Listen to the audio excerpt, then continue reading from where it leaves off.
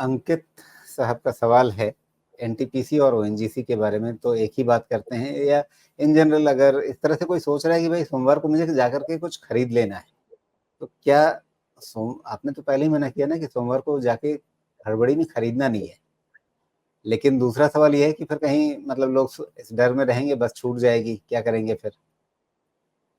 देखिए, बस छूटेगी तो अगली बस आती है। ऐसा नहीं है कि आपके शहर, नगर, गाँव में एक ही बस चलती है पूरे दिन में और कोई बस ही नहीं, ऐसा तो होता नहीं है ना।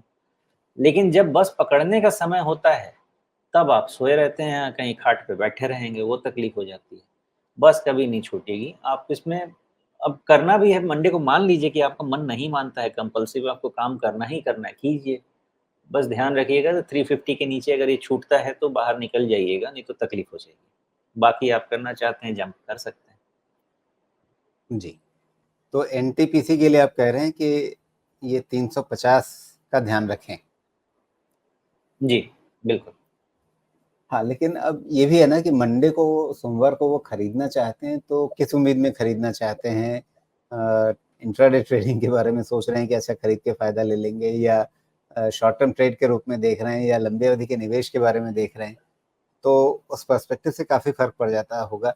अगर मान लीजिए कोई ये सोच रहा है कि मुझे एक मोमेंटम चलेगा यहाँ से, मान लीजिए हफ़्ते 10 दिन अगर, तो उसका फ़ायदा उठाने के लिए अगर एक ट्रेड लेने की बात कोई सोच रहा हो?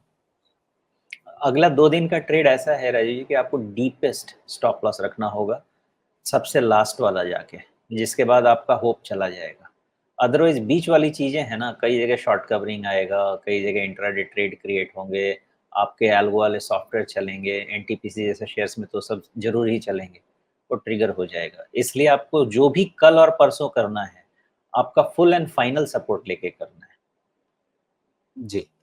तो यहाँ तो अगर आप कह रहे हैं कि 350 का ध्यान रखना है, इसमें एनटीपीसी को देख के अगर मुझे फुल एंड फाइनल जैसा कुछ लगेगा, तब तो मैं कहूँगा कि ये 200 मूविंग एवरेज 290 का ध्यान रख लें, या उससे पहले 300 का बॉटम है 300 का ध्यान रख लें।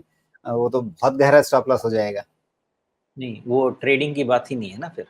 ट्रेडिंग की जी। बात है ही नहीं, वो इन्वेस्टमेंट वाली बात है। इन्वेस्टमेंट के हिसाब से तो आपको कुछ नहीं करना है एनटीपीसी में एट दिस जंक्शन। आपको जो भी करना है अभी ट्रेडिंग स्टैंड पॉइंट से करना है, क्योंकि अगर 350 गया तो फिर आप जो कह रहे हैं उसके लिए रेडी रहिए।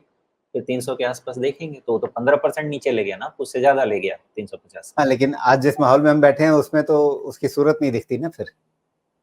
नहीं, बिल्कुल नहीं, इसीलिए 350 से ही खुश रहिए। उसके बाद अगर कुछ हुआ तो कुछ मतलब ठीक नहीं है, खराब है। जी, ठीक है। अभी सिर्फ़ 1 दिन के ट्रेड के लिए बहुत परेशान होने की ज़रूरत पता नहीं कितनी होनी चाहिए।